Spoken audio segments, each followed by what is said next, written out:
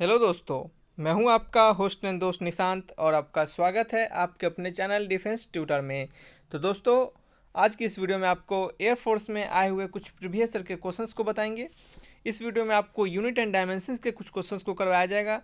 यह unit and dimensions का part 1 है। बैक टू बैक और भी आपके यूनिट एंड डायमेंशंस के पार्ट दिए जाएंगे, तो वीडियो पे बने रहिएगा, चैनल को सब्सक्राइब कीजिएगा जरूर, ताकि आपको रेगुलर अपडेट आपको मिलता रहेगा। तो बच्चे, इससे पहले हमने एक और चैप्टर जैसे आपके काइनेमेटिक्स के हमने कुछ प्रीवियस ईयर के क्वेश्चंस को करवाए हैं।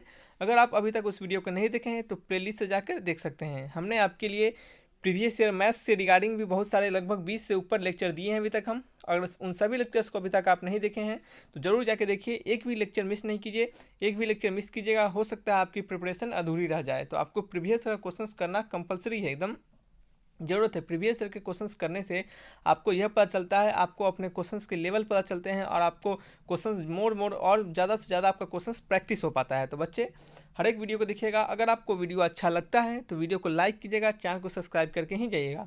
वीडियो से कुछ भी आप नॉलेज गेन करते हैं, वीडियो से कुछ भी सीखते हैं, तो प्लीज़ बच्चे हमें भी सपोर्ट कीजिएगा, वीडियो को लाइक कीजिएगा, चैनल को जरूर सब्सक्राइब कीजिएगा। तो चलिए अपने क्वेश्चंस की ओर बढ़ते हैं।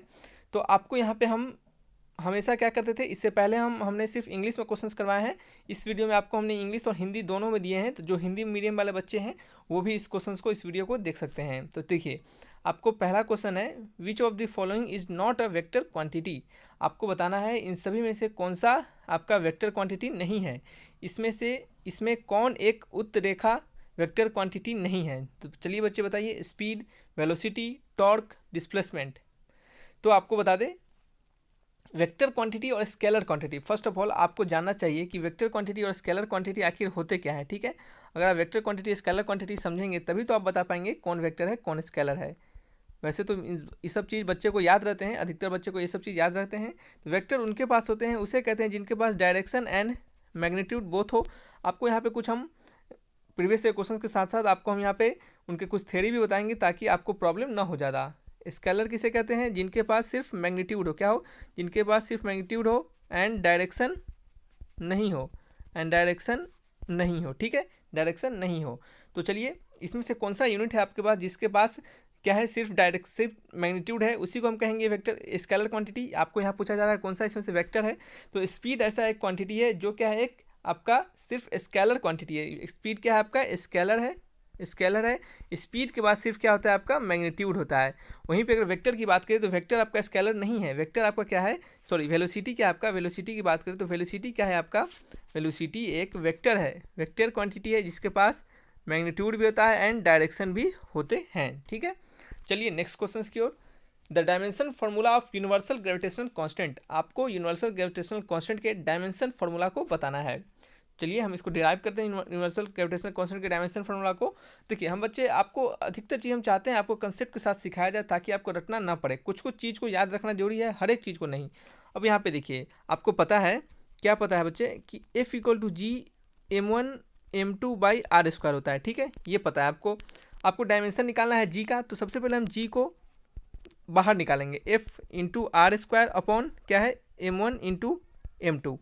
ठीक है, अब देखिए, अब हम क्या करने वाले हैं, अब हम सिंपली सब पे क्या करेंगे, डायमेंशंस को लिखेंगे। फोर्स का डायमेंशन पता है, सभी को याद रहता है, ml/t-2।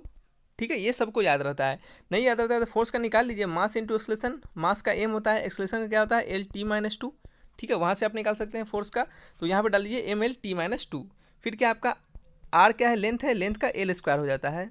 ठीक है, मार्कर काम नहीं कर रहा है बच्चे। तो चलिए, नीचे क्या है आपका, मास है, तो मास, एक मास यहाँ है और एक मास यहाँ है, तो दोनों में m इंटू एम हो जाएगा। एक m से एक m कट जाएगा, और यहाँ पे g का यूनिट क्या हो जाएगा बच्चे, g का यूनिट हो जाएगा m पे पावर, ये ऊपर -1 चला जाएगा, और क्या हो जाएगा, l पे पावर क्यूब हो जाएगा, और t पे पावर क्या हो जाएगा, -2 हो जाएगा। यानी आपका जो g का डायमेंशन है वो क्या हो जाएगा बच्चे, वो हो जाएगा l पे पावर -1 m पे पावर -1 l का क्यूब t पे पावर -2। ऑप्शन कौन सा है, ऑप्शन बी हमारा क्या है, m पे पावर -1 l का क्यूब t पे पावर -2, यानी B is the right answer. ठीक है, चलिए नेक्स्ट क्वेश्चन की ओर। Decibel is use to measure the intensity of. आपको बताना है डेसीबेल किस तीव्रता को मापने में यूज किया जाता है, किसको मेजर करने में यूज किया जाता है। मैग्नेटिक फील्ड को, चुंबकीय क्षेत्र को, साउंड ध्वनि को, लाइट प्रकाश को, हीट उष्मा को, किसको, बताइए बच्चे।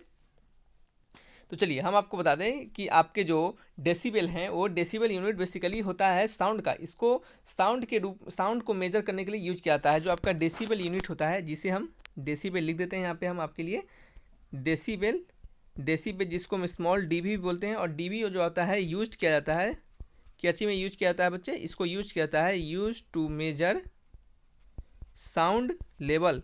क्या कहता है, साउंड के लेवल को मेजर करने के लिए यूज किया जाता है। ठीक है, और इसका यूज आज के ज़माने में बहुत सारे जगह पे यूज किया जाता है। जैसे आपको इसको इलेक्ट्रॉनिक्स में भी यूज किया जाता है, इलेक्ट्रॉनिक सिग्नल में या फिर कम्युनिकेशन सिस्टम में, इन सभी में भी डेसिबल का यूज किया जाता है। तो आप सिंपली याद रखिए कि डेसिबल का यूनिट कहाँ यूज किया जाता है, आपको साउंड में। ठीक है, डेसिबल कहाँ यूज किया जाता है, किसके क्वान्टिटी को मेजर करने के लिए, साउंड के लेवल को मेजर करने के लिए। ठीक है, चलिए नेक्स्ट क्वेश्चन है आपका 1 micron. Micron is equal to, देखिए इस टाइप के क्वेश्चंस भी आपके आते हैं। तो 1 micron is equal to 1 micron is equal to 1 micron बच्चे किसके बराबर होता है। ठीक है, तो बता दें आपको 1 माइक्रोन जो होता है आपका 0.001 mm के बराबर होता है, मिलीमीटर है। ठीक है, इसको मिलीमीटर है, इसको सेंटीमीटर में भी चेंज कर सकते हैं, इसको मीटर में भी चेंज कर सकते हैं। सेंटीमीटर में कैसे चेंज किया जाएगा बताइए बच्चों, 100 से डिवाइड दीजिएगा, इसको 100 से डिवाइड दीजिएगा। ठीक है, और जो आ जाएगा आपका सेंटीमीटर में आ जाएगा, जब 1000 से डिवाइड कीजिएगा तो आपका मीटर में आ जाएगा। ठीक है, तो वहाँ से आप क्या कर सकते हैं, इसको सेंटीमीटर ऑप्शन जैसा दे आपको सेंटीमीटर मीटर में, तो उस टाइप से आप निकाल सकते हैं। तो 1 माइक्रोन इक्वल टू होता है 0.001 mm, 0.001 mm। ठीक है, ऑप्शन कौन सा है, option C is the right answer. Next है आपका dimensional formula of latent heat.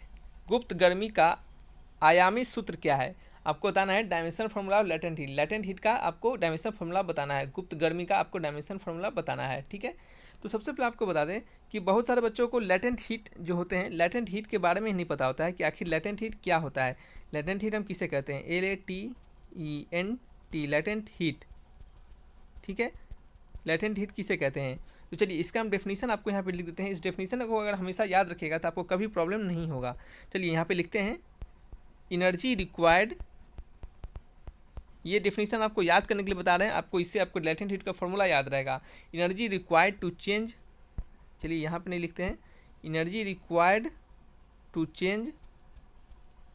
ठीक है, energy required to change the state, gas, liquid और सॉलिड आपका, यानी इन तीनों स्टेट को क्या किया जाता है, चेंज करने में जो आपका एनर्जी लगता है ऑफ ए, कहाँ पे, ऑफ ए यूनिट मास के लिए ऑफ मटेरियल।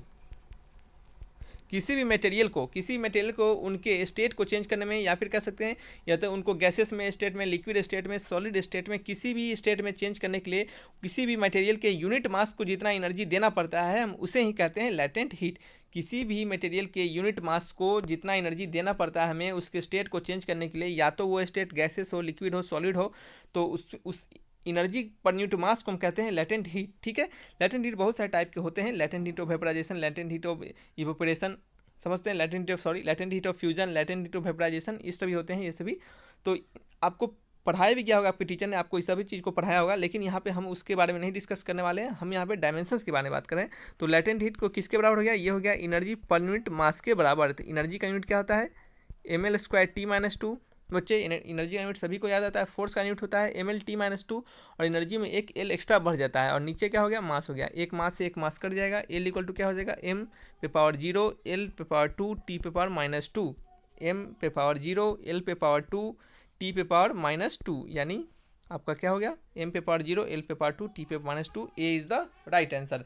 तो चलिए बच्चे, ये आपके 5 क्वेश्चंस आपके लिए थे, और जितने भी क्वेश्चंस यहाँ पे करवाए जाएंगे सभी इंपॉर्टेंट क्वेश्चंस है, आपके प्रीवियस ईयर में आए हुए हैं। तो इन सभी क्वेश्चंस को आपको देखना है ताकि आपके मोर एंड मोर क्वेश्चंस आपको प्रैक्टिस हो सके। ठीक है बच्चे, तो चलिए अगर आपको वीडियो अच्छा लगा होगा तो वीडियो को लाइक कीजिएगा, चैनल को सब्सक्राइब करके ही जाइएगा। अभी वीडियो को लाइक कीजिए, अभी सब्सक्राइब कीजिए बच्चे। तो चलिए फिर मिलेंगे अच्छे वीडियो के साथ, तब तक के लिए बाय बाय।